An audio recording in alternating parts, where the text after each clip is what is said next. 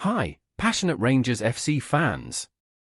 Welcome to Rangers Update, your dedicated source for all things Rangers. Before we dive in, we want to express our gratitude for your unwavering support. If you bleed blue, don't forget to subscribe, smash that like button, and let's strengthen our community. Now, let's get into the latest updates. A hearty welcome to our new followers. Your backing means the world to us. WATP, let's get to the news. Chris Sutton, seated alongside McCann, was quick to point out the player he felt was undeniably the best on the pitch, Nico Raskin. At Hampden Park, Raskin had already been deemed excellence by Neil Lennon, and his performance this time was even more commanding. The indefatigable Belgian showcased his defensive prowess with 3 tackles, 4 interceptions, and even set up Janus Hagi's rapid opener.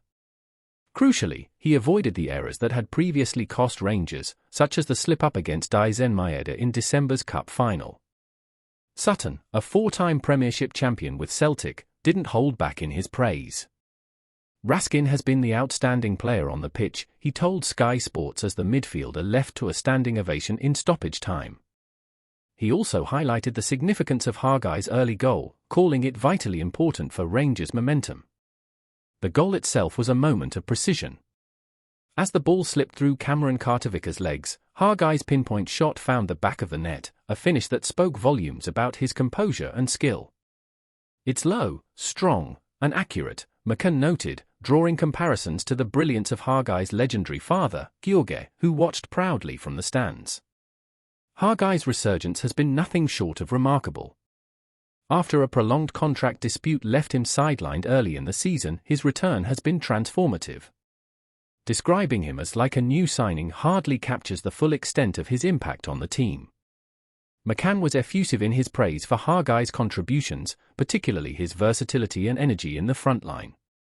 "His attitude is brilliant," McCann stated. "He's too talented to leave out, and his addition has been crucial, especially allowing Bajami to transition effectively into the number 10 role." Despite a commanding performance, Rangers remain 11 points adrift of Celtic at the top of the table. This victory may not alter the title race's trajectory, but the emphatic win over their long-standing rivals felt like a significant moment for a team in transition. With players like Raskin, Hagi, Bajami, and Iguain forming a strong core, Rangers are building a spine that promises brighter days ahead. Before we continue, make sure to subscribe to our channel and turn on notifications to get all the exclusive news about Rangers FC. Don't overlook any details about your beloved team. It's crucial for Rangers FC fans. The match between Celtic and Rangers yesterday caused a huge stir in Scottish football, especially due to Brendan Rodgers' comments following his team's 3-0 loss. The traditional Old Firm derby, which always promises high drama, was dominated by Rangers. However, the post-match focus quickly shifted to Rodgers' remarks, as he didn't hold back in his criticism of the referee and the decisions that, according to him, harmed his team. "We were robbed. I can't believe what I saw," said the Northern Irishman, igniting heated debate on social media and in the press. Rodgers, who returned to manage Celtic in 2023, has never been shy about sharing his views on refereeing, but the intensity of his comments following this defeat caught attention. For the manager, his team's performance was severely impacted by questionable decisions that compromised the fairness of the result. "There are times when officiating simply isn't impartial. What happened yesterday was a clear example of that," he added, sparking a flurry of speculation about what truly transpired during the match. The game itself was a convincing victory for Rangers, who dominated the classic clash, controlling the match with authority and securing decisive goals with a solid defense.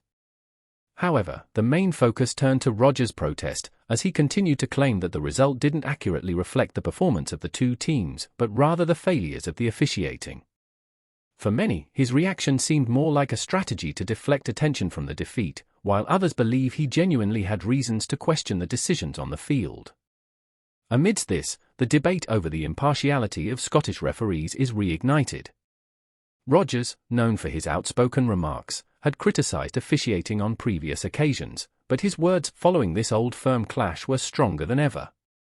This sparked a division of opinions among fans and pundits, with some supporting the manager, while others feel he should focus more on his team's shortcomings rather than complaints. As Brendan Rodgers' claims continue to make headlines, the spotlight shifts to the Rangers supporters, who were at the heart of the 3-0 victory. What do they make of the Celtic manager's accusations? Many Rangers fans argue that Rodgers' frustration is simply a result of his team's inability to compete on the day. "We were the better team, no question," said one Rangers supporter. It's just typical of him to blame the referee instead of looking at the real reasons they lost. With Rangers dominating possession and creating numerous chances, the majority of their fans believe the result was fair and deserved. On the other hand, some Rangers fans have pointed out that while their team played well, the focus should not solely be on Rodgers' comments. Instead, they argue that the focus should be on Celtic's struggles. The narrative should be about how well Rangers played, not about what Rodgers is saying, one fan expressed.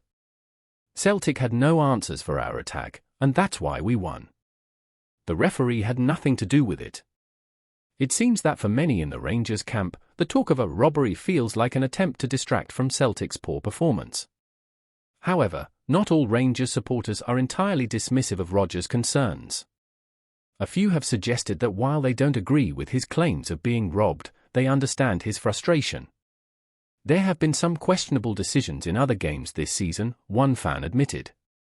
"But this time, I think the victory was clear. Still, I can see why Rodgers would be upset if he felt some calls went against his team." This more sympathetic view reflects a divided perspective, where the focus shifts from Rodgers' blame on officials to whether any of the referee's decisions had a real impact on the game. As the rivalry between Celtic and Rangers intensifies, the opinions of the fans remain a crucial aspect of the ongoing drama. For Rangers fans, the 3-0 win will remain a proud moment, but the fallout from Rodgers' comments will likely continue to spark debate for some time. Whether the manager's accusations will gain any traction outside Celtic Park remains to be seen, but one thing is clear: in the old firm rivalry, opinions will always be divided, and emotions will always run high. With the Scottish Premiership title race in full swing, the defeat in the derby increases the pressure on Rodgers and his team. Celtic now must quickly bounce back, not only to recover in the league but also to prevent the controversy surrounding their manager's comments from overshadowing their performance. For football fans, the question remains, was the officiating really to blame, or as many suggest, does Celtic need more than just complaints to get back to their best? Greetings, fans!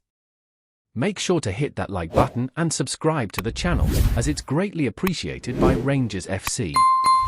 And don't forget to share your thoughts on the news in the comments section below. Until the next video, stay tuned.